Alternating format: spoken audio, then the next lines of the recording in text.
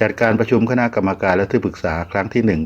1/2568 โดยมีนายเอกสิทธิ์คุณานันทกุลประธานสภาองค์การนายจ้างแห่งประเทศไทย ECOT เป็นประธานในการประชุมพร้อมด้วยนางสิริวัลย์ ร่มฉัตรทองเลขาธิการตลอดจนคณะกรรมการบริหารสภาองค์การนายจ้างแห่งประเทศไทยและคณะที่ปรึกษาที่เช่นนางสาวนุจรียิ่งสิทธิสวัสดิ์ดร.โสพลพรโชคชัยนายไพศาลชื่นตระกูลวิทยาดร.สรรหพัฒน์ตันติธนาทรัพย์นายวชิระเจริญสาครนายกรชัยแก้วมหาวงศ์ดร.สุภกรรัชพงศ์นายบวรศักดิ์กล้าหาญนายอุกฤษกัญชนาเกตและผู้ทรงคุณวุฒิอีกหลายท่านที่เป็นคณะกรรมการและที่ปรึกษาสภาองค์การนายจ้างแห่งประเทศไทยเข้าร่วมประชุมกันอย่างพร้อมเพรียงโดยระเบียบวาระเรื่องประธานแจ้งที่ประชุมทราบรับรองรายงานการประชุมคณะกรรมการบริหารและที่ปรึกษาสภาองค์การนายจ้างแห่งประเทศไทยครั้งที่